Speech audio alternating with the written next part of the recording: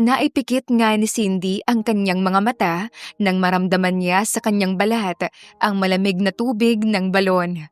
Umaga at kasalukuyan niyang naliligo sa balon ang dalagang si Cindy na taga Maynila at pansamantala munang nagbabakasyon sa probinsya kasama ang kaibigan nito. Matapos ngang mabanlawan ni Cindy ang kanyang katawan, ay natanaw niya ang binatang si Kent patungo sa kanyang direksyon, bitbit ang dalawang timba.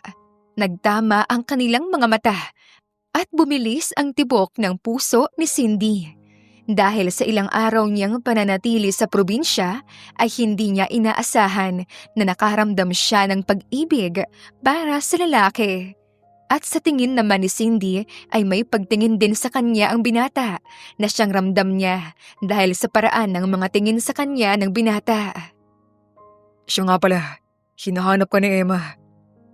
Nakahanda ng almusal. Biglang turan ng lalaki na siyang mabilis ding inalis ang tingin sa dalaga.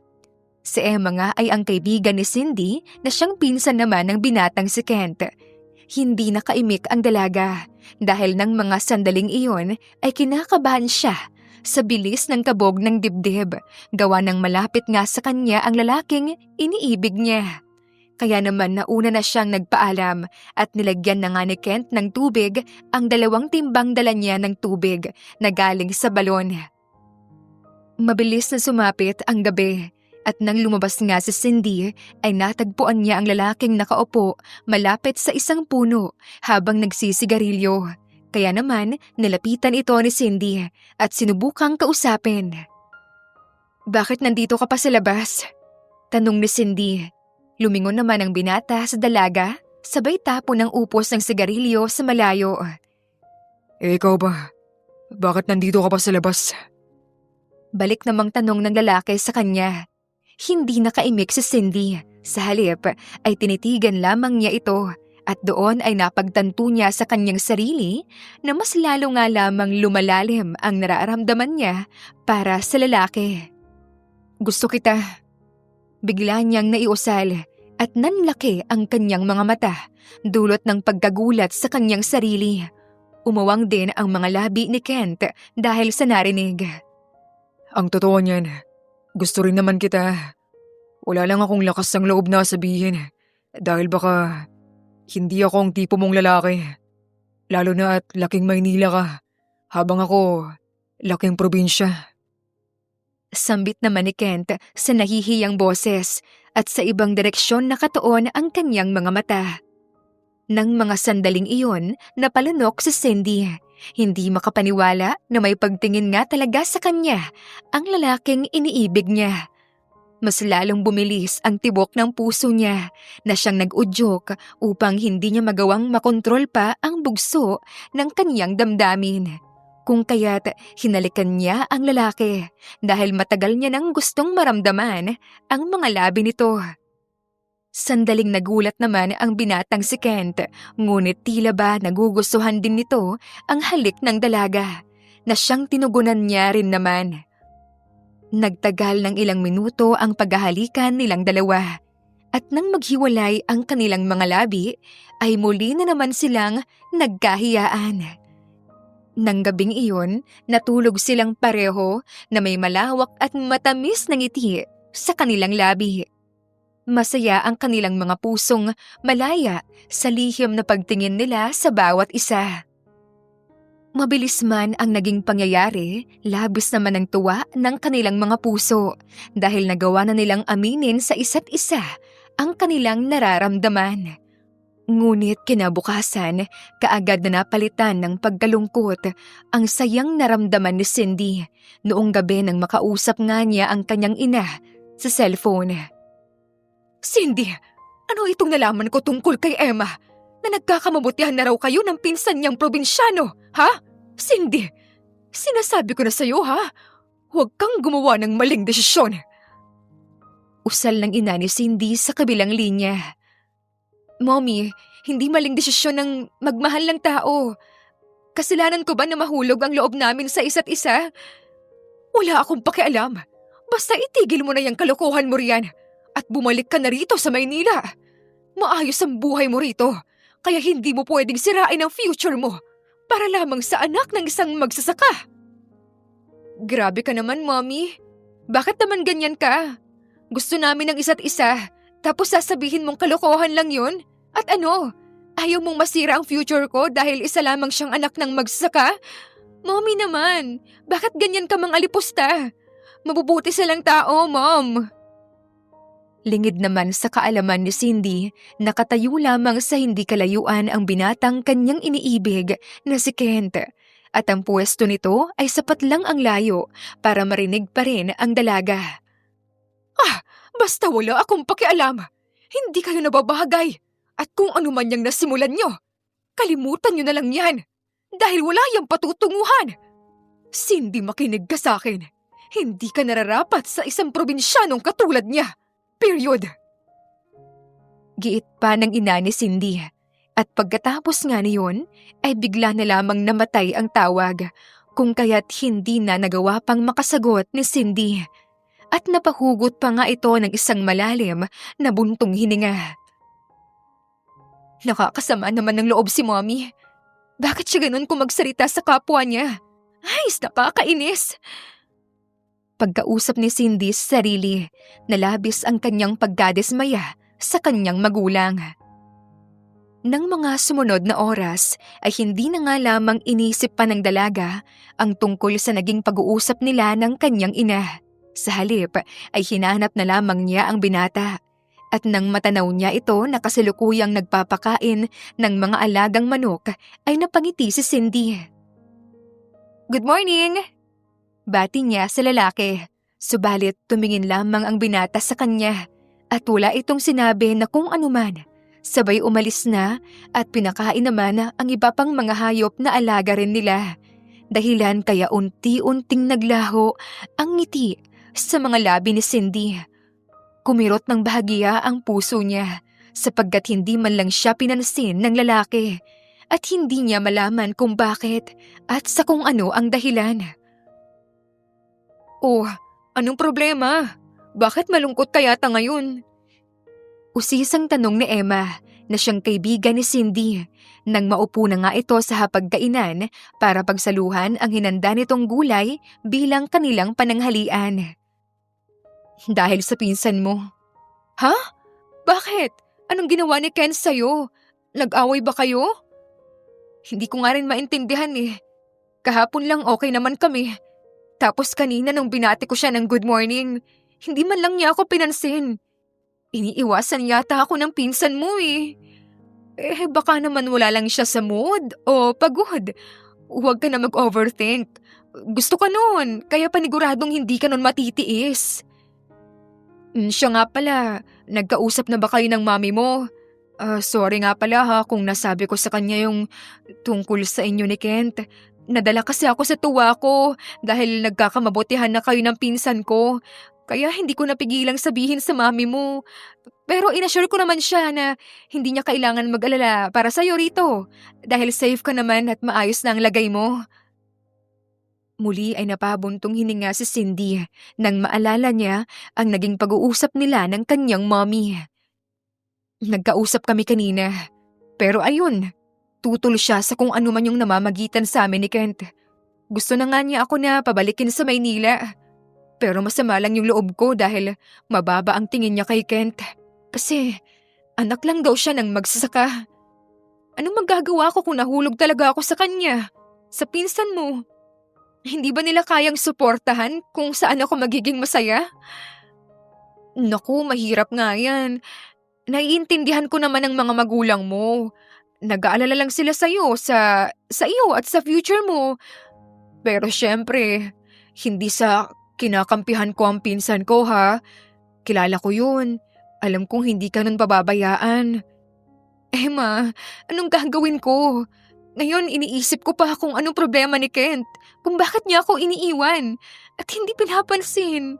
Tapos iniisip ko pa yung mga magulang ko. Naku, sabay-sabay naman na. Alam mo, mas mainam kung mag-usap muna kayo ni Kent. Tapos saka mo na problemahin yung magulang mo. Dahil ang gusto ko mag-enjoy ka rito. At masulit mo ang bakasyon mo. Dahil yun naman talaga ang purpose natin dito, 'di ba? Kaya tayo nagbabakasyon. Napatango na lamang si Cindy sa tinuran ng kaibigan. Ilang oras pa ang lumipas, hindi na nga matiis ni Cindy na hindi sila magkausap ni Kent, kung kaya't nang matanaw niya ito na nag-iisang nakaupo sa isang puno ay nilapitan niya na ito. "Kent, pwede ba tayo mag-usap?" Napalingon naman sa kanya ang binata at nagsalita. Tungkol saan? "Kent, ano bang problema mo?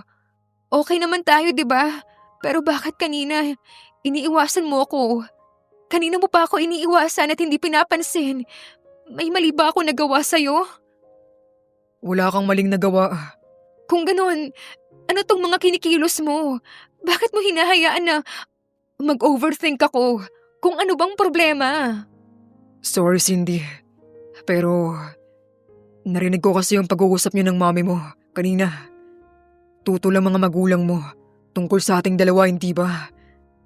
Dahil sa lamang akong hamak na anak ng magsasaka at ganito lang yung buhay ko rito sa probinsya. Kaya sorry kung iniiwasan kita. Napalunok si Cindy sa sinabi ng binata. Nakaramdam siya ng lungkot na iyon pala ang dahilan kung bakit bigla itong nagbago sa kanya. Pero paano kung wala naman akong pakialam sa sasabihin ng mga magulang ko? Kent, mahal kita at handa akong ipaglaban tong nararamdaman ko para sa'yo. Ikaw ba? Hindi mo ba kayang gawin yun para sa akin? Hindi naman nakasagot ang binata. Alam kong nasaktan ka sa mga sinabi ni Mommy. Maski ako, masama ang loob ko sa kanya dahil ganun yung tingin niya sa'yo. Pero sana huwag mo akong iwasan dahil nasasaktan din naman ako. Tumayo na si Kent para ngayakapin ang dalaga. Sorry ulit. Naisip ko lang kasi na mas maganda kung iiwasan na lang kita para hindi ka na mahirapan. Lalo na at ayaw ng mga magulang mo sa akin. Mga ilang sandali pa ay bigla na lamang bumuhos ang malakas na ulan. Mabilis naman silang tumakbo patungo sa isang kubo na pagmamay-ari din ni na Kent, ngunit walang nakatira. Nang makarating nga sila roon ay doon lamang nila napansin na bahagya rin silang nabasa ng ulan. Paano tayo makakapagpalit nito? Walang mga damit rito. Nag-aalalang turan ni Kent. Bigla namang tinungo ni Kent ang maliit na silid at naghanap doon ng pwede nilang magamit at nakita nga niya ang isang kumot. Ito na muna siguro ang gamitin mo para ipantakip sa katawan mo. Baka kasi magkasakit ka kung di ka magbibihis.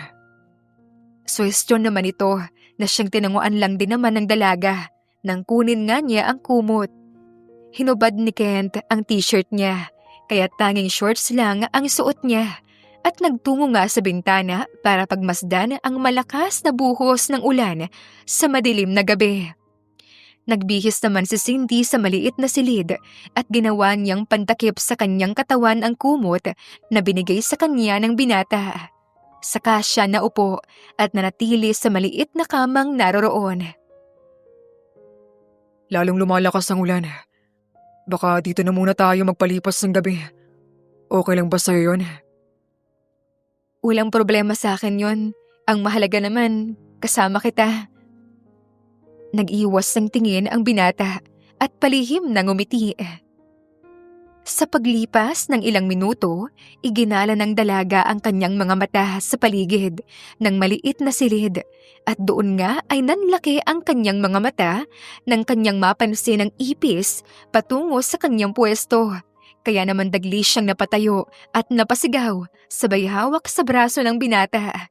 Nabigla naman si Kent kung kaya't nang makita niya ang ipis na siyang kinakatakutan ng dalaga ay dagli siyang kumilos para huliin ito. Subalit sa hindi inaasahan ay aksidente niyang nahila ang kumot na siyang nakatakip sa katawan ng dalaga. At dahil sa pangyayaring iyon, unti-unti ngang natanggal sa katawan ng dalaga ang kumot, dahilan kaya bumalandra sa harapan mismo ni Kent ang hubad na katawan ni Cindy. Dahil doon ay parehong namilog ang kanilang mga mata sa labis na pagkagulat. Sorry, hindi ko sinasadya. Kaagad na paumanhin ni Kent at mabilis na tumalikod. Kaagad din namang dinampot ni Cindy ang kumot at mabilis na tinakip sa kanyang hubad na katawan. Ilang minuto rin silang nabalot ng katahimikan habang pareho pa ring namumula ang kanilang mga muka. Pareho rin silang hindi mapakali dahil tila ba nakaramdam ng init ang kanilang mga katawan kahit na dapat ay nanlalamig sila dulot ng malakas na ulan. Nang maya-maya pa ay biglang lumapit si Kent sa dalaga. "Kent, anong problema? Ayos ka lang ba?" Usisa niya sa binata dahil sa kakaibang titig nito sa kanya na para bang sabik na sabik sa kanya. Hanggang sa dumapo ang tingin nito sa kanyang mga labi. Kaya naman napalunok si Cindy. Pwede ba kitang halikan? Tanong ni Kent na waring nangihingi ng permiso sa dalaga ukol sa balak niyang gawin na para bang natutokso siya dahil sa bugso ng damdamin. Bumilis naman ang kabog ng dibdib ni Cindy ng mga sandaling iyon. Hindi nagsalita ang dalaga. Sa halip, ipinikit na lamang nito ang mga mata. Waring senyales na pumapayag siyang halikan ng binata. Kaya naman unti-unting inilapit ni Kent ang mukha niya sa dalaga. Hanggang sa tuluyan na ngang naglapat ang kanilang mga labi. Mapusok ang mga halik ni Kent na siyang tinutugunan ni Cindy. Hinaplos din ng binata ang leeg ng dalaga habang patuloy niyang sinasakop ang mga labi nito. Hanggang sa namalaya na lamang ni Cindy na unti-unti na siyang inihihiga sa maliit na kama ng silid. Biglang huminto sa paghalik si Kent at walang pagdadalawang isip na hinubad ang suot niyang pantalon.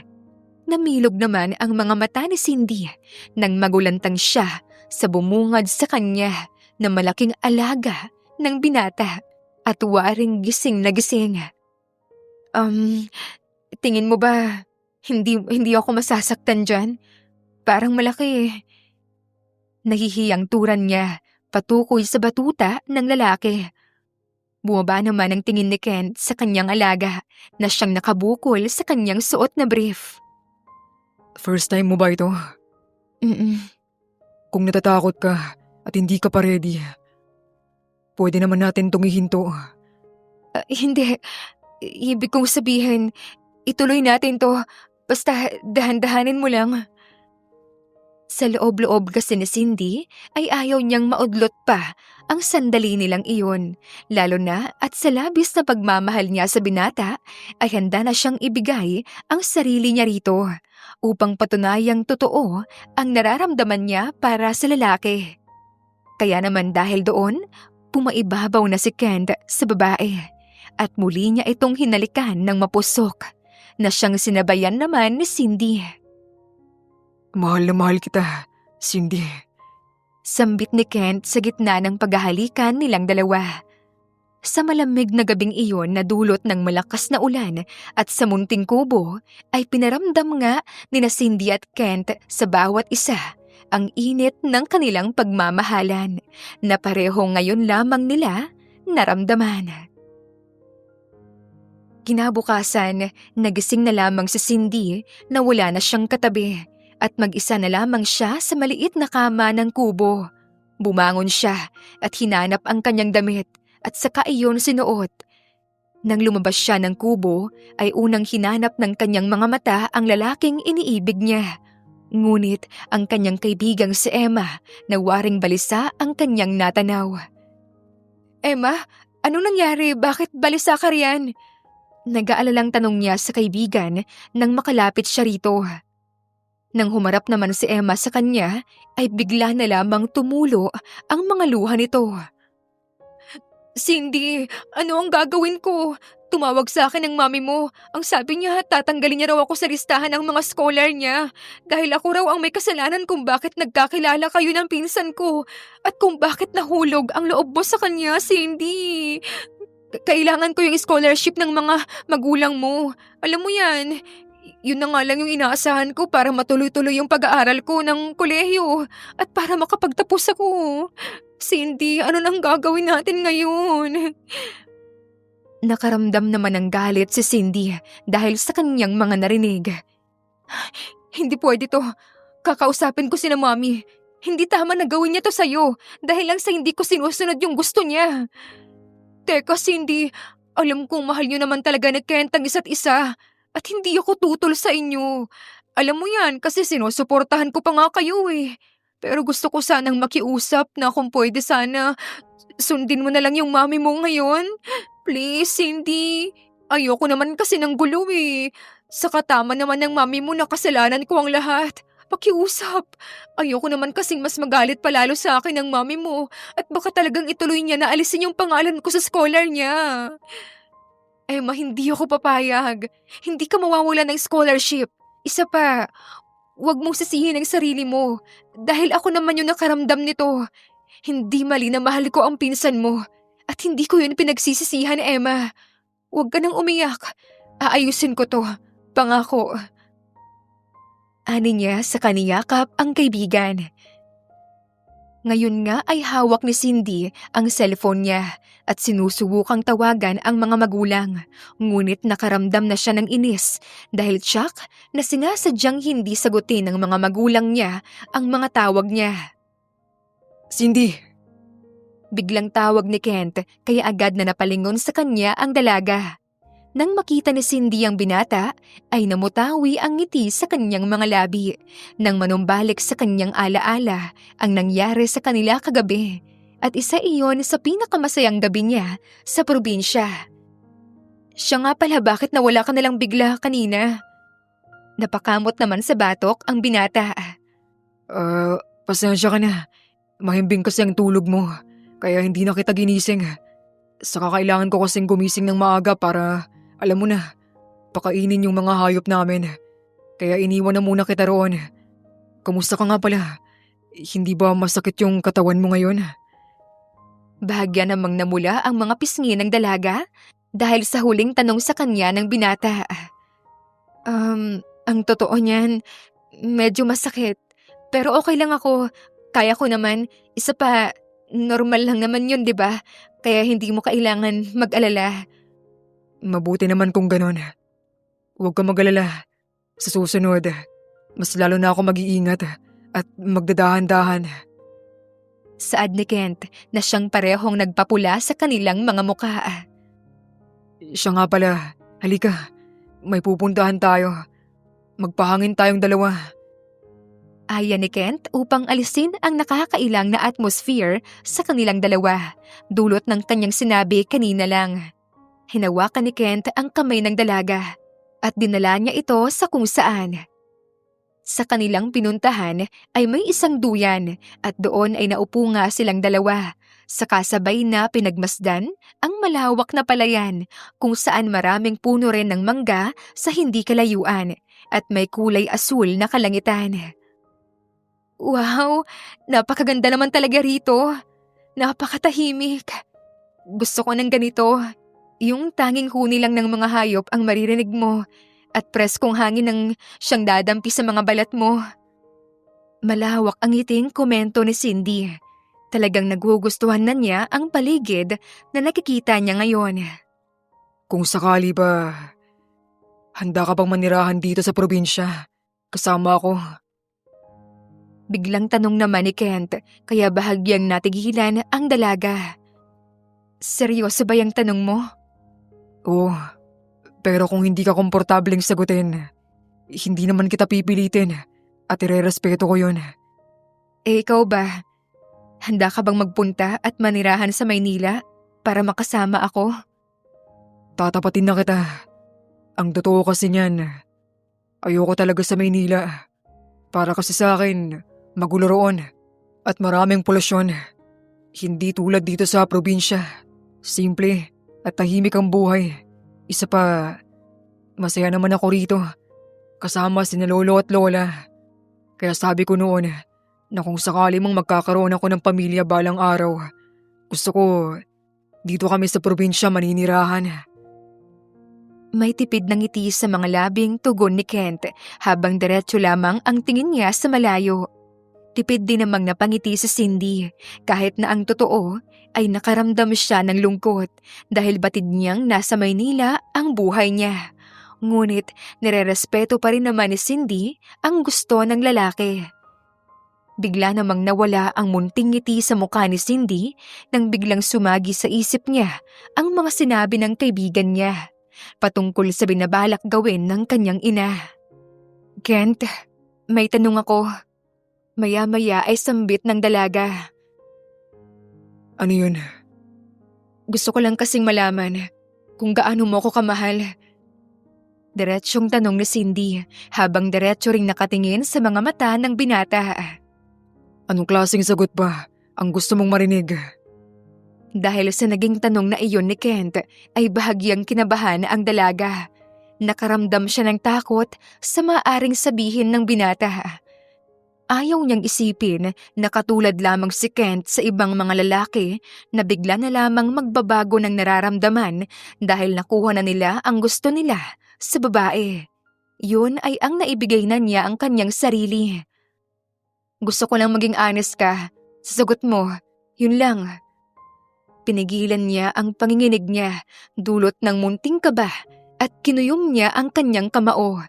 Inihanda rin niya ang sarili para sa magiging sagot ng binata sa kanya. Ang totoo niyan, ngayon lang talaga ako nakaramdam ng ganito. Talagang di ko in-expect na magkakagusto ako sa taga Maynila. Dati, lagi pa ako napapatanong kung ano kaya yung pakiramdam kapag nagmahal ka ng isang tao. At ngayong naranasan ko na yun, napasabi nilang ako na ganito pala yung feeling kapag umiibig ka. Corny man isipin pero talagang mahal na mahal kita. At ayoko sanang isipin mo na magbabago ako dahil lang sa may nangyari sa atin kagabi. Totoo itong nararamdaman ko para sa'yo, Cindy. At handa akong sumugal dahil ayoko magsisi sa huli kapag hindi ko pinaglaban ang nararamdaman ko para sa'yo. Litanya ni Kent kung kaya't automatic na naglaho ang kaba ni Cindy sa kanyang dibdib at napalitan iyon ng ligaya. Halos maluha rin ang dalaga sa kanyang mga narinig, ngunit pinigilan niya ang kanyang mga luha. To be honest, pareho tayo na ngayon lang din nakaramdam ng ganito. Uy, totoo ba yan? Parang imposible naman na hindi ka pa nagmahal noon at hindi ka pa nagkakaroon ng boyfriend. Hindi pa nga ako nagkakaroon ng boyfriend. Dati nagkaroon ako ng crush, pero hanggang doon lang yun. Alam mo na, mahirap kasing bastang magtiwala na lang sa mga lalaki dahil hindi ko alam kung tunay ba o maganda yung intensyon nila sa akin. Pero ngayon ko lang naramdaman ang ganitong klaseng pakiramdam. Ganito pala kapag nagmahal ka. At katulad mo, hindi ko rin in-expect na mahuhulog ako sa isang probinsyano. Dahil ang dahilan lang naman talaga kung bakit ako nagbabakasyon dito kasama sa Emma ay para mag-unwind. Dahil sabi mo nga, magulo sa Maynila at masaya ako kahit na papaano na nakaranas ako ng ganitong klaseng katahimikan. Tapos may tao pa ako nakilala na in love pa ako sa kanya. Hinawakan naman ni Kent ang kamay niya at hinaggan ang likod ng palad niya. Gusto ko lang magpasalamat kasi nakilala kita. Hindi ko man alam kung anong kahinat na nito. Sa ngayon, gusto ko na munang i-enjoy natin tong moment na to, na tayong dalawa lang na magkasama. Mahal kita, Cindy. At kung kinakailangan kitang ipaglaban, gagawin ko yun. Matapos nga niyang sabihin iyon, ay hinagkan naman niya ang noo ng dalaga. Labis ang tuwa sa puso ni Cindy ng mga oras na yon dahil ramdam niya ang pagmamahal ng lalaki para sa kanya at hindi maikakaila na labis na rin niyang mahal ang lalaki. Mabilis naman niyang hinagkan ang pisngi ni Kent at napalitan ng matamis na ngiti sa bawat isa. Nanatili nga sila sa lugar na yon hanggang sa sumapit ang gabi. Ngunit tila ba ayaw pa nilang mahiwalay sa isa't isa. Kung kaya't nagtungo sila sa kubo at doon ay muling may nangyari sa kanilang dalawa. Kinabukasan, bumalik sa normal ang lahat at halos mapunit na nga ang bibig na Cindy dahil sa malawak ng ngiti na hindi mawala-wala sa kanyang mga labi. Nang bumalik siya sa bahay ng kanyang kaibigan, ay naabutan niya itong nagtitiklop ng mga damit. Mukhang masaya ka. Hindi ka rin umuwi kagabi. Pero hindi ko natatanungin kung saan ka nang galing. Wika ni Emma nang kaagad niyang napansin ang kaibigan. Unti-unti namang naglaho ang ngiti ni Cindy, lalo na nang mapansin niya ang malungkot na ngiti ng kanyang kaibigan. Muli na naman niyang naalala ang sitwasyon ni Emma nang dahil sa kanyang mga magulang. Dahilan para magulo ang kanyang isipan dahil sa problemang kanyang kinakaharap ngayon. Emma, gusto ko lang sanang humingi ng sorry. Sorry kung ikaw yung naiipit sa sitwasyon. Pero aaminin ko sa'yo na maski ako, hindi ko rin alam kung ano ang gagawin ko. Alam kong ayaw mo magkagulo pa kami ni Mommy. Pero alam ko rin naiintindihan mo na masaya ako sa pinsan mo. At alam mong mahal na mahal namin ang isa't isa. Pero huwag kang mag-alala kasi gagawa rin ako ng paraan para maging okay ang lahat. Saad ni Cindy sa kahinawakan ng kamay ni Emma. Bumuntong hininga naman si Emma at tipid na ngumiti. Ako nga ang dapat na mag-sorry sa'yo kasi kung tutuusin, ikaw ang naiipit. Malaki ang utang na loob ko sa'yo at sa pamilya mo. Dahil hindi naman ako makakapag-aral kung wala ang suporta ng mga magulang mo. At the same time, masaya rin ako na nakikita kang masaya kay Kent. Dahil alam ko na tunay ang pagmamahal niyo sa isa't isa. Kaya nga nahihiya ako sa'yo kasi nang dahil sa akin, namumroblema ka patuloy. Huwag mo nagsisihin ang sarili mo. Isa pa, hindi naman natin in-expect lahat ng ito. Ako nang bahala kina Mommy. Kakausapin ko sila. Lumipas pa ang 3 araw ay mas lalo ngang nagiging masaya ang puso ni Cindy sa piling ng taong mahal niya at sa lugar na payapa. Hanggang sa biglang tumawag ang kanyang ina. Cindy, ito na ang huling beses na sasabihin ko sa'yo ito. Bumalik ka na ng Maynila at iwanan mo na ang probinsyanong yan. At hindi mo ako pwedeng suwayin dahil kapag hindi mo ako sinunod, mawawala ng scholarship ang kaibigan mong si Emma at dadalhin na kita sa States sa ayaw at sa gusto mo. Mariin at puno ng otoridad na sabi ng ina ni Cindy habang magkausap sila sa cellphone. Mom, bakit ka ba ganyan? Bakit ka ba nagiging kontrabida sa buhay ko? Ayaw mo ba ako na maging masaya? Sagot niya na pilit pinipigilan na maging emosyonal. Hindi ka magiging masaya kung ang probinsyanong yun ang pipiliin mo. At mahirap na buhay sa probinsya. May maganda kaming plano para sa'yo. Alalahanin mo sana na nag-iisang anak ka lang namin at wala kang magagawa kung di ang sumunod dahil malaki ang utang na loob mo sa amin bilang kami ang mga magulang mo. Nakausap ko na rin ang kaibigan mo. Alam mo ba kung paano siya nagmakaawa sa akin na wag kong alisin ang scholarship niya? Dahil kailangan niya yun at siya lang ang inaasahan ng pamilya niya. Hindi mo naman siguro gugustuhin na masira ang kinabukasan ng matalik mong kaibigan dahil lang sa pagiging selfish mo at sa probinsyano niyang pinsan, hindi ba? Nang mga sandaling iyon, naikuyom ni Cindy ang sanyang kamay at hindi na niya magawang makaimik hanggang sa pinatayan na siya ng cellphone ng kanyang mommy.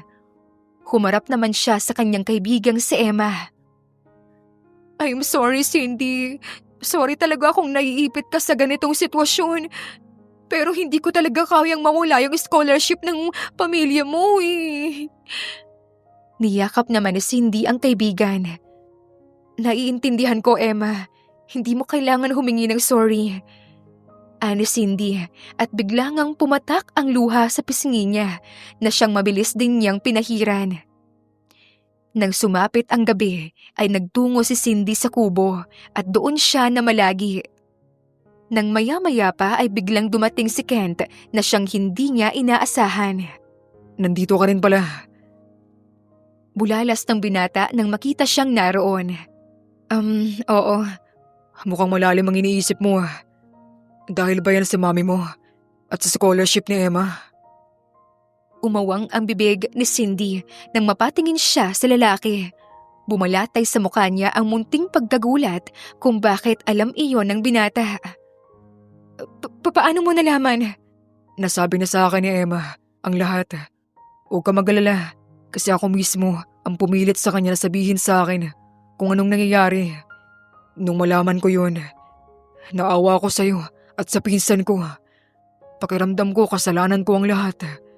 No, huwag mong sisihin ang sarili mo. Hindi naman natin sinadya na mahulog ang loob natin sa isa't isa. Tipid na ngumiti si Kent at humakbang palapit palalo sa dalaga. Sa kahinawi ang ilang hibla ng buhok nito na siyang tumatakip sa gilid ng mukha ni Cindy. Mahal kita, Cindy, at tunay ang intensyon ko sa'yo. Sa mga araw na magkasama tayo rito sa probinsya, sobrang saya ng puso ko at hindi ko maitatanggi yun. Pero si Emma, matagal na niyang pangarap na makapag-aral sa Maynila at sa eksklusibong university. Siya lang ang inaasahan ng pamilya niya at mataas ang pangarap ni Emma. Kaya't naiintindihan ko kung bakit siya nakiusap sa mami mo na huwag siyang alisin sa scholarship niya. At nasasaktan din ako na makita kayong pareho kayong naiipit sa sitwasyon dahil lang sa akin. Gusto mo bang sundin ng mami ko? Yun ba ang gusto mong iparating, Kent? Cindy, makinig ka. Kung isipin, tama naman ng mami mo. Maganda ang buhay mo sa Maynila at may magandang kinabukasan na naghihintay sa'yo. Kapakanan mo lang naman iniisip ng mga magulang mo. At ako, hindi naman tayo sigurado kung anong kahihinatnan kung sakaling piliin natin ang bawat isa. Kung sakaling piliin natin ang buhay dito sa probinsya. At ikaw, marami ka pang lalaki na makikilala sa Maynila na deserve mo at ka-level mo. Bakit ganyan ka magsalita? Bakit parang gusto mong tapusin na natin lahat ng ito? Akala ko ba mahal mo ako? Isa pa, pwede ba huwag mong intindihin yung sinasabi ni Mommy na probinsyano ka lang? Kasi ako, proud na proud ako sa'yo. Hindi mo papantayan ng ibang lalaki sa Maynila ang isang katulad mo at kung sino ka bilang tao, Kent. Mahal na mahal kita. At hindi ko kakayanin ako sakaling tapusin natin kung ano mang sinimulan nating dalawa.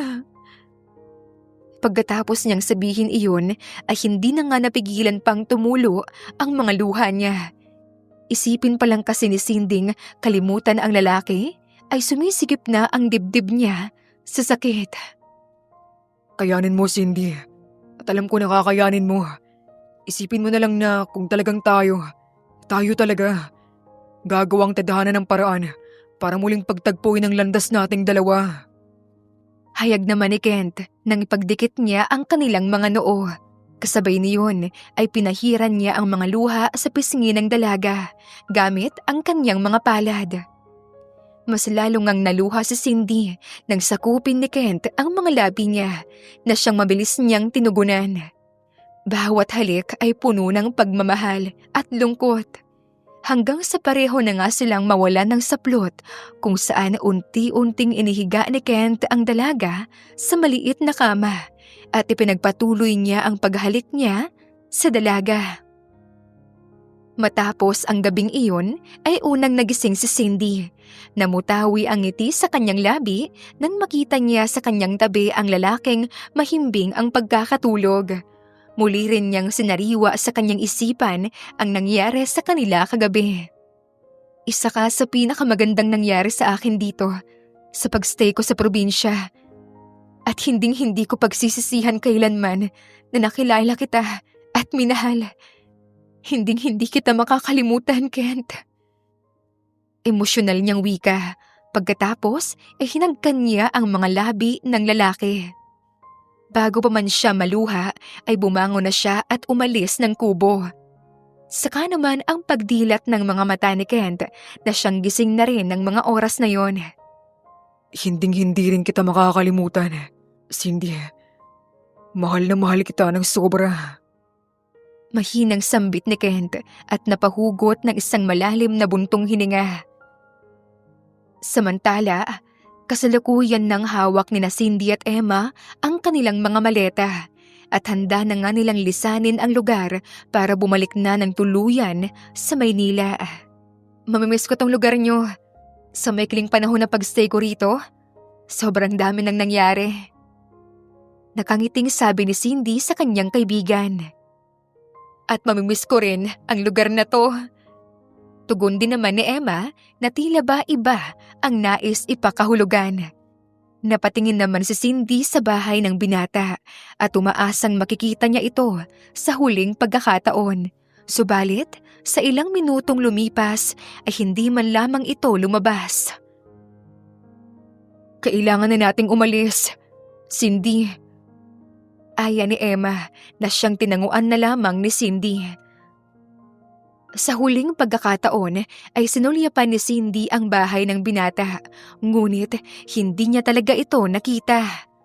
Dahil ng mga sandaling iyon ay nasa loob lamang ang binata. At malalim ang iniisip, animoy hindi handang makita ang paalis na babae na kanyang iniibig. Tuluyan na ngang nakaalis sina Cindy at Emma at ligtas naman silang nakabalik ng Maynila. Mabuti naman at bumalik ka na. I knew it. Hindi mo talaga matitiis na hindi sumunod sa amin. Huwag ka mag-alala, anak. Hindi mo pagsisisihan itong naging desisyon mo. May ngiti sa labing salubong ng mami ni Cindy sa kanyang pagdating. Gusto ko lang ipaalala na si Emma ang dahilan kung bakit nandito ako ngayon sa harapan mo. At para sabihin ko sa iyo ang totoo, si Kent ang kumumbinsi sa akin na sundin ang gusto mo. Walang emosyon na sabi ni Cindy, dahilan kaya automatic na naglaho ang ngiti ng kanyang ina. Oh, so ganon. So dapat na pala ako magpasalamat sa probinsyanong iyon? See? Mabilis ka nga niyang sinukuan na hindi kanya pinaglaban. Alam mo ba ang ibig sabihin niyon, Cindy? Talagang hindi kanya mahal.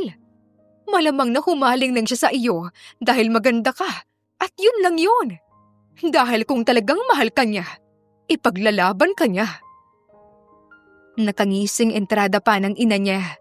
Napalunok naman ang dalaga at nakaramdam siya ng galit sa mga sinabi ng kanyang ina. Hindi ganyan si Kent. Mahal niya ako. Sa bagay, ano bang alam mo? Hindi naman ikaw ang naroon at hindi naman ikaw ang kasama niya. Pero hindi lang ako makapaniwala na nasasabi mo sa akin yan. Na para bang sinasabi mo na walang lalaki na tunay na magmamahal sa akin. Dahil yun ang realidad, Cindy. Gugustuhin ka lang ng mga lalaki dahil sa ganda mo, ganda ng katawan mo, at sa kung anong estado mo sa buhay. Pero talagang hindi ka nila mamahalin ng totoo. Pwede ba, Mami? Huwag mong igaya ang lahat ng lalaki kay Kent.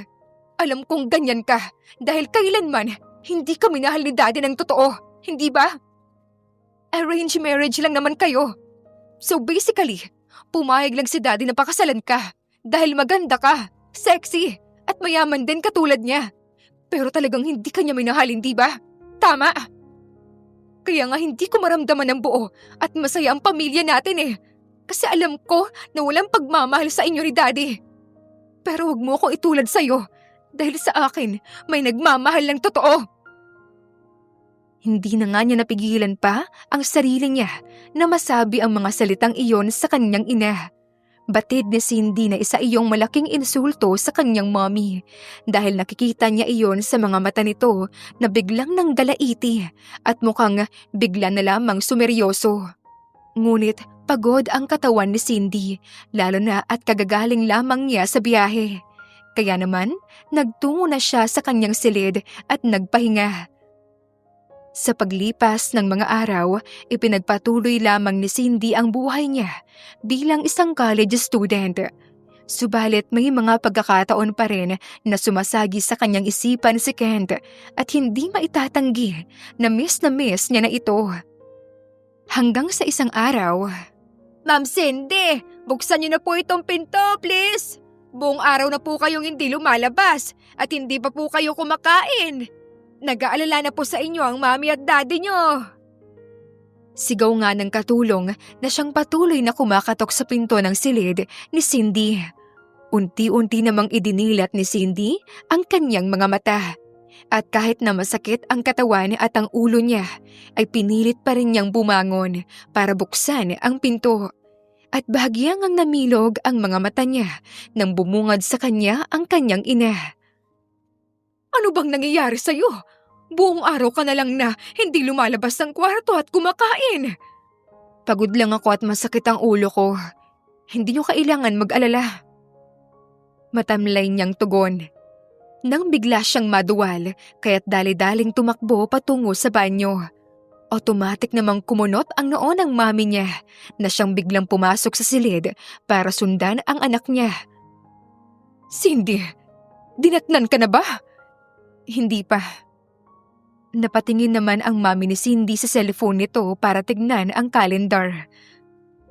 Sabihin mo nga sa akin, ibinigay mo ba ang sarili mo sa lalaking yon? Natigilan naman si Cindy sa naging tanong ng ina niya. Kaya naman hindi niya magawang makaimik.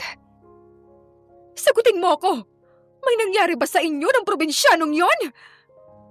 Sigaw na nga ng mami niya sa galit na paraan. Ano po ba ang pakialam niyo kung naibigay ko ng sarili ko sa kanya? Nandito naman na ako Magkalayo na rin kami. At wala na rin kaming komunikasyon. Matigas niyang sambit. Ipinikit naman ng ginang ang mga mata at humugot ng isang malalim na buntong hininga bago muling bumaling sa kanyang anak. I can't believe this! Hindi ka lang nagmahal ng isang probinsyano! Binigay mo pa ang sarili mo sa kanya! Hindi ka ba nag-iisip, Cindy? Hibang na talaga yung utak mo para magpabuntis sa lalaking yon, ha? Nang marinig iyon ng dalaga, ay namilog ang kanyang mga mata sa pagkagulantang. Waring doon pa lamang niya napagtanto kung bakit iyon natanong ng kanyang ina, kung saan siya ay maaring buntis. Buntis ako? May nabuo kami ni Kent? Abort that baby, habang maaga pa. Hindi pwedeng masira ang kinabukasan mo nang dahil lang sa batang nasa sinapupunan mo. Kaya agad mo nang ipalaglag yan. Ano? Mom! Tao ka pa ba? Bakit mo sinasabi ang bagay na yan? Hindi ko gagawin ang gusto mo. Maaring sinunod kita noon, pero hindi kita susundin sa ngayon. Hindi ko magagawang ipalaglag ang batang to. Kailangan mong gawin yan dahil siya ang sisira sa kinabukasan mo. Wala akong pakialam. Hindi ko hayaan na ilayo niyo sa akin o kunin mo sa akin ang kaligayahan ko. Hindi mo pwedeng galawin ang baby ko. Ipagbubuntis ko siya sa ayaw at sa gusto mo. Sigaw ni Cindy. Pagkatapos ay tumakbo siya palabas.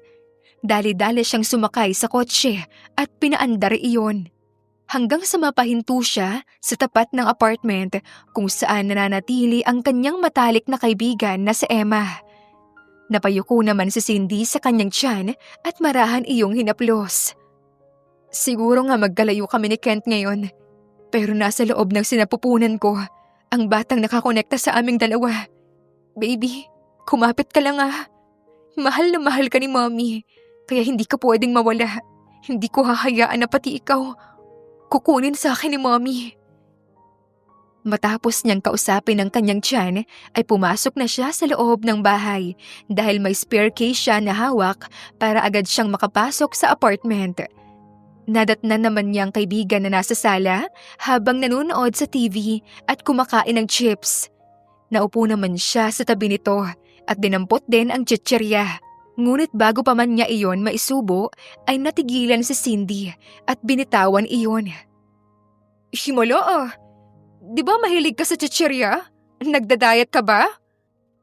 Emma, hindi na ako pwedeng kumain ngayon ng mga unhealthy food. Simula ngayon, kailangan kong alagaan at siguraduhin malusog ang katawan ko. Bakit? Nakapagtataka naman yan. Kasi sa pagkakaalam ko, wala sa vocabulary mo ang salitang diet o healthy. Dahil kahit na anong gusto mong kainin, kinakain mo. Emma, iba na ngayon. Hindi lang ang sarili ko ang aalagaan ko. Kaya kailangan ko mag-ingat sa mga kakainin ko, Emma.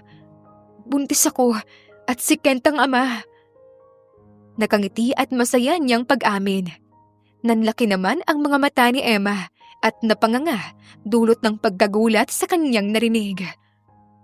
Tama ba ang narinig ko? Buntis ka? Nabuntis ka ng pinsan ko? Natutuwa namang tumango-tango si Cindy. Teka, alam na ba ito ni Kent? Actually, Ayan nga ang isa sa dahilan kung bakit ako nagpunta rito. Wala kasi akong contact sa kanya eh. At alam ko na ikaw lang yung makakatulong sa akin para makausap siya. Please, Emma. Gusto ko siyang makausap. Bilang ama ng dinadala ko, karapatan niya ring malaman na nakabuo kami at magkakaanak na kaming dalawa. Sige. Sandali, tatawag lang ako sa probinsya. Tumayo si Emma at nag-dial ng number.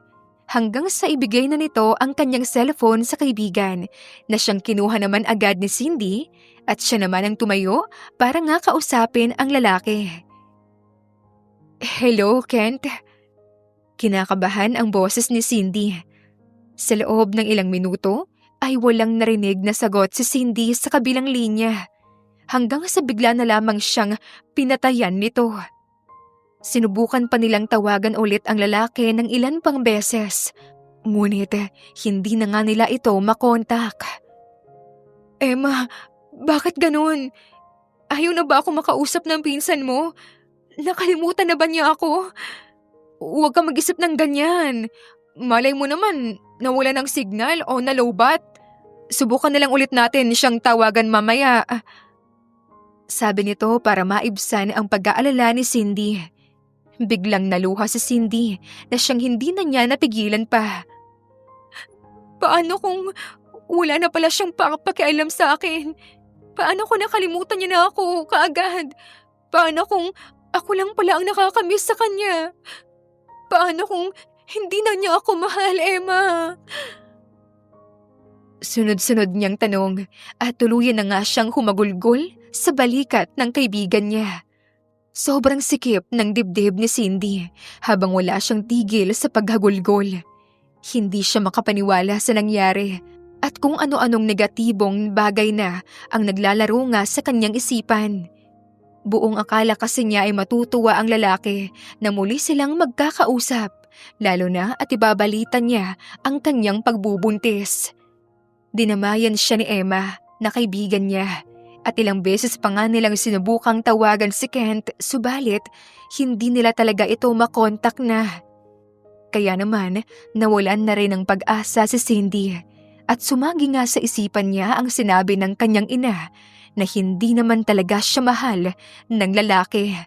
Bagay na mahirap tanggapin at hindi niya lubos maisip, lalo pa at hanggang ngayon ay mahal na mahal pa rin niya si Kent. Kaya ganoon na lamang ang panlulumo niya at sakit na nadarama. At ito ay walang kapantay. Kaharap ang salamin at kasalukuyang tulala si Cindy. May pasok siya kaya naman inayos na niya ang sarili niya. Hanggang sa mapabuntong hininga siya at napayuko para tignan ang tiyan niya. Baby, sorry kung malungkot ang mami mo ha. Nasaktan lang talaga ako dahil sa daddy mo eh. Kahit na nasaktan ako, mahal ko pa rin siya. At umaasa pa rin ako na kapag nalaman niya na meron na kaming ikaw, baka magbagong isip niya at baka gustuhin niya na ako na makasama. Sana lang talaga baby, habang hindi ka pa lumalaki riyan. Papasok na muna ako sa school ha. Huwag ka mag-alala kasi lagi ako mag-iingat at aalagaan kita. Mabuti na lang dahil kahit papano, nariyan si Tita Emma mo kasi nasasamahan niya ako sa check-up. Matapos niyang kausapin ng batang nasa kanyang sinapupunan, ay bumalik na ang kanyang sigla, saka siya tuluyang umalis. Matapos ang buong klase ni Cindy, ay nagtungo muna siya sa restroom nang makaramdam siya ng pagkahilo. Hanggang sa siya ay lumabas at habang naglalakad ay aksidente siyang nakabangga ng isang tao. Sorry, kagad niyang paghingi ng tawad sa taong nabangga niya. Ngunit automatic na tumigil ang mundo niya nang makita niya ang taong nasa kanyang harapan ngayon. Kent? Hindi niya makapaniwalang naisambit. Ngumiti naman ang lalaki bago nagsalita. It's been a while, Cindy. Kumusta ka na? Halos maiyak naman si Cindy nang marinig niya ang boses nito. Walang pag-aalinlangan na niyakap nga niya ang lalaki nang mahigpit para iparamdam kung gaano siya kasabik dito. I miss you so much. Sambit ni Kent nang yakapin niya rin ng mahigpit ang dalaga. Hindi ba to isang panaginip? Talaga bang nandito ka, Kent? Tumangu-tango naman ang lalaki. Oo, Cindy. Hindi ito isang panaginip. Noong umalis ka sa probinsya para bumalik ng Maynila, nag-isip-isip ako. Sadyang mahal na mahal talaga kita. Kaya naisip kong lumuwas ng Maynila para makita ka at makasama. Hanggang sa sinabi sa akin ng pinsan ko na buntis ka.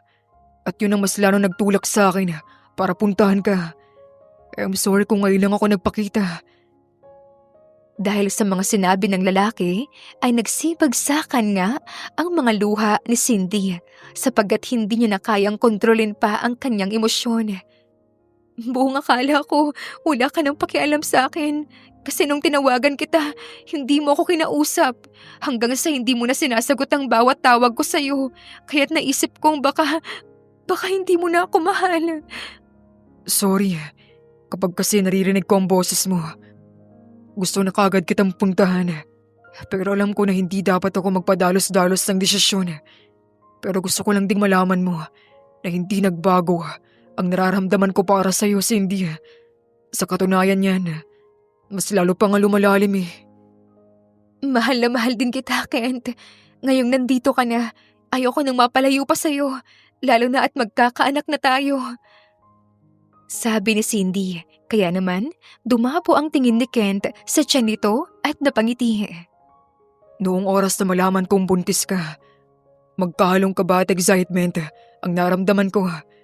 Alam kong nag-aaral ka pa at magandang mga pangarap sa'yo ng mga magulang mo. Kaya alam kong labis ang galit nila sa akin dahil nabuntis kita. Pero ngayon, hindi na ako magiging duwag. Handa ko nang harapin ang galit nila sa akin, Cindy. Ipaglalaban kita. Ipaglalaban ko kayo ng anak natin. Pangako, Cindy. Hindi ko hahayaan na magkalayo pa tayong dalawa. Sabik namang sinakop ni Cindy ang labi ng lalaki at wala itong pakialam sa mga taong maaaring makakita sa kanila dahil sobrang saya ng puso niya ngayon. Hindi ko alam kung saan ka kumuha ng lakas ng loob na magpunta rito. Siguro nga, nakasuot ka ng isang mamahalin at magandang suit. Pero hindi yan maitatago na isa ka pa ring probinsyano. At kahit ano pang gawin mo, hindi ko matatanggap ang relasyon ninyo ng anak ko. Seryosong usal ng mami ni Cindy kay Kent habang magkakaharap sila ngayon sa sala. Mahigpit namang hinawakan ni Kent ang kamay ni Cindy at hindi nagpatinag sa mga sinabi sa kanya ng ginang. Mom, please. Taong pumunta rito si Kent. Kaya naman sana, taon niyo rin siyang kausapin at pakitunguhan. Pakiusap ni Cindy sa kanyang ina bilang pagtatanggol sa lalaki.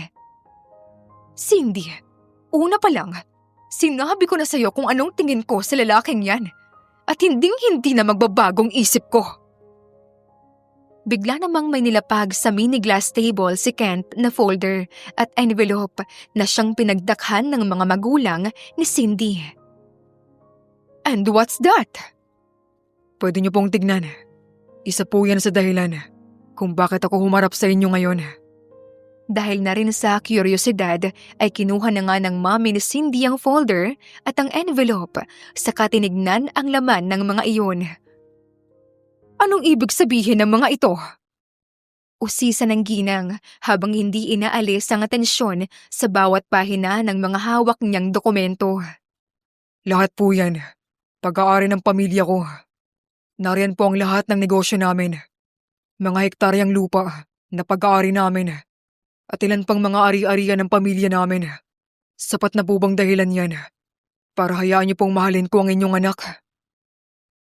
Sa mga sinabing iyon ni Kent, ay gulat namang napatingin sa kanya ang dalaga. Waring walang ideya sa mga nangyayari. Paano nangyari ito? Kung ganon, hindi ka lang basta isang probinsyano? Anak ka ng isang kilalang negosyante rito sa bansa? Hindi makapaniwalang reaksyon ng mami ni Cindy. Yun naman pala.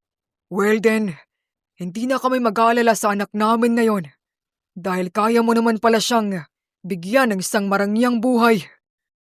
Sa wakas ay biglang sabat ng daddy ni Cindy na ngayon lamang nagsalita habang abala pa rin sa cellphone nito.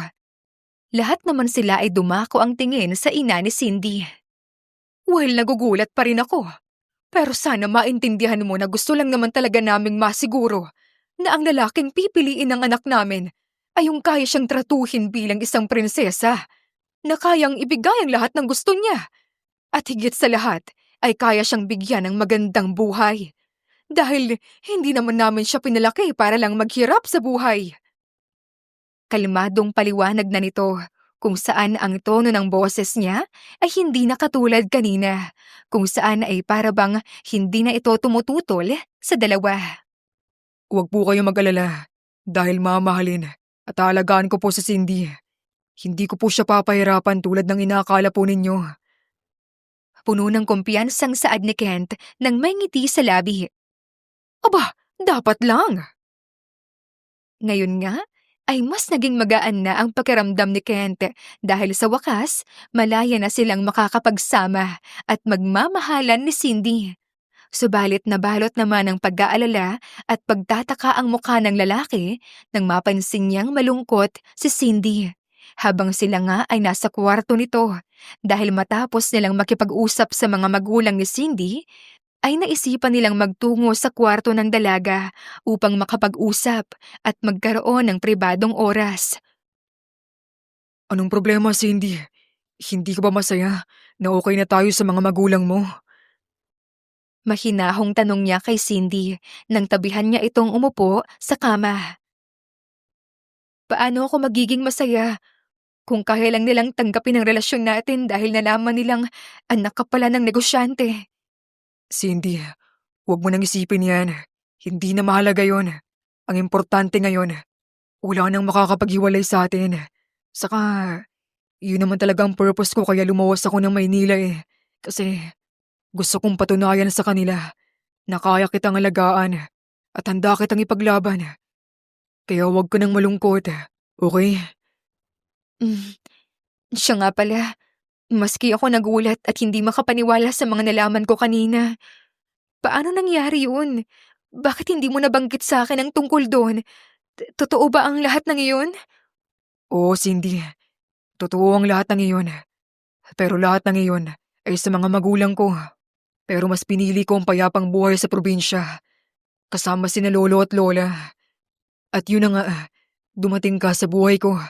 Kaya humantong ako sa pagde-decide na tanggapin ang alok at gusto ng mga magulang ko na mamuhay rito sa Maynila.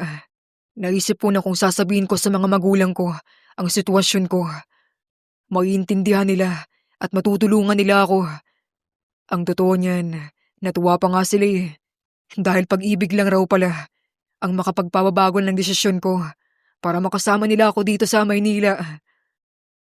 Mahinang natawa si Kent matapos niyang magkwento. Napangiti naman si Cindy. Hindi ko talaga pinagsisisihan na mahalin ka. Ngayon, napatunayan ko na mali si Mommy dahil talagang mahal mo ako at ipinaglaban mo ako, Kent.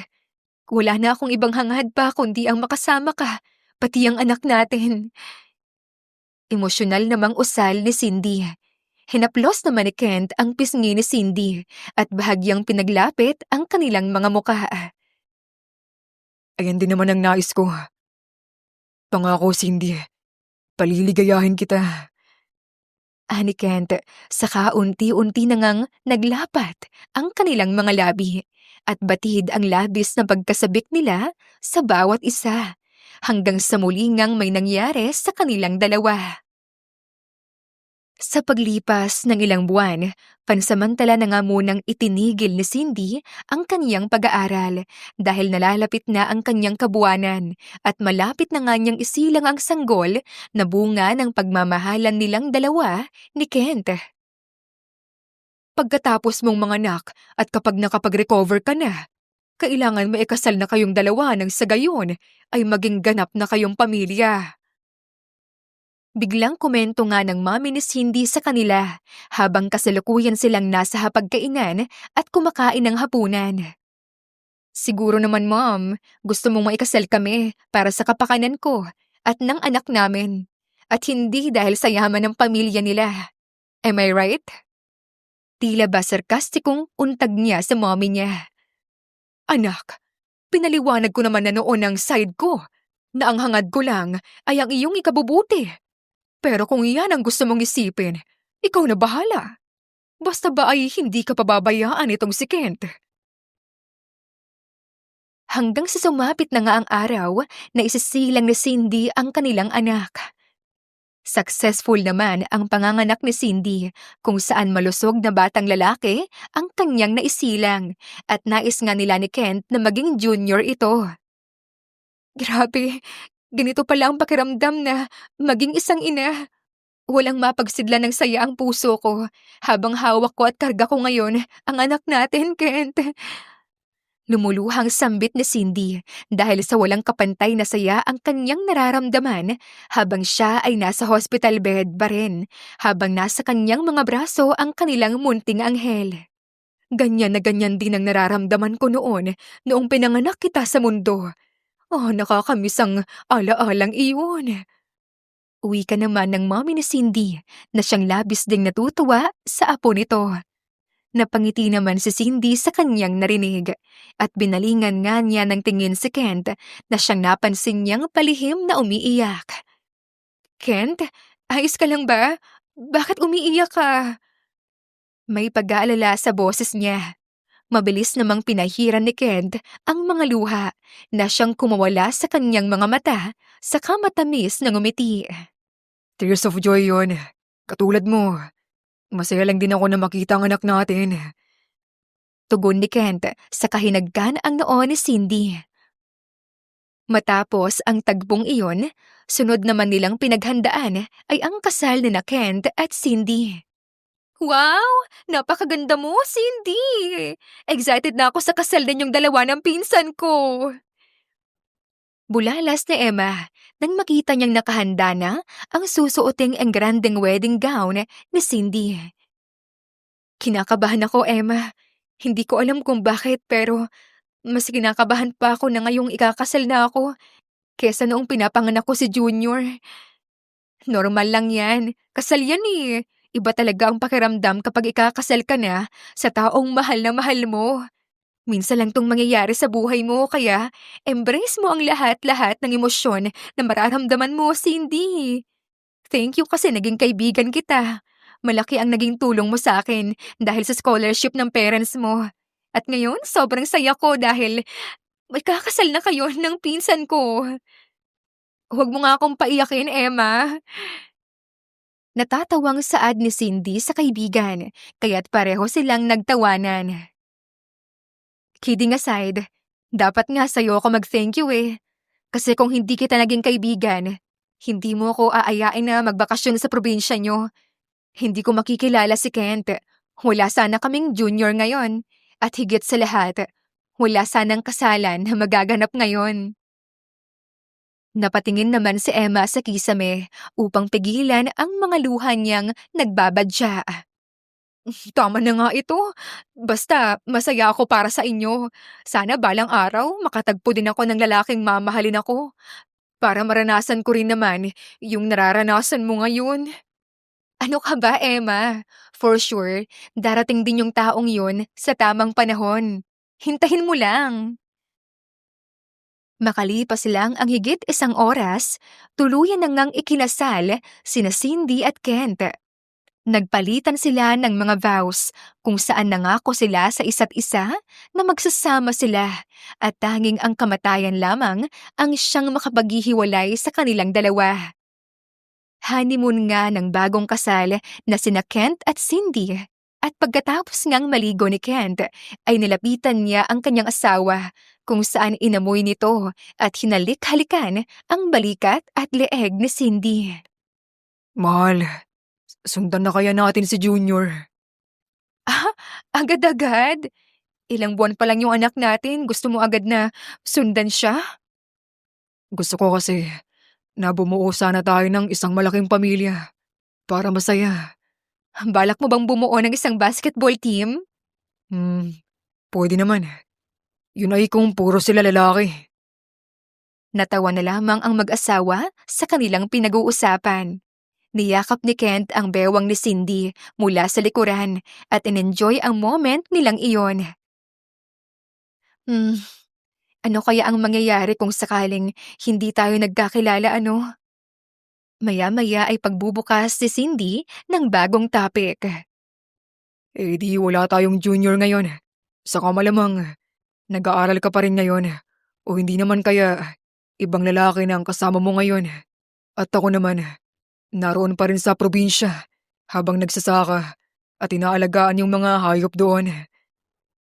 Siguro nga ganyan ang mangyayari. Marahan namang pinaikot ni Kent ang kanyang asawa paharap sa kanya at mas lalo itong hinapit sa bewang. Pero hindi ko ma-imagine ang buhay ko na walang ikaw at walang junior. Kayo na ang naging buhay ko ngayon. At kung papipiliin man ako kahit paulit-ulit, kayo at kayo pa rin ang pipiliin ko. Dahil wala akong pinagsisisihan sa mga nangyari at sa mga naging desisyon ko. Mas gugustuhin ko pa rin na maging asawa mo at maging ama ni Junior. Ganoon kita kamahal, Cindy, na hindi ko kayang maisip na may mundo ako. Pero wala naman kayo. Kumapit naman si Cindy sa batok ng kanyang asawa. Ako rin, kahit gaano pa kaganda ang buhay ko kapiling ang iba o ibang version ng sarili ko, ang buhay na ito ang siyang patuloy kong pipiliin dahil kasama kita, pati na rin ang anak natin. Dahil sa'yo ko naramdaman yung tunay na pagmamahal at masarap pala sa pakiramdam na nararanasan ko rin yun mula sa'yo. Ngayong mag-asawa na tayo, subukin man ang tadhana o mundo na kalabanin tayo, hinding-hindi ko nahahayaan pa na magkakalayo pa tayong dalawa dahil para sa akin, tayo na ang para sa isa't isa.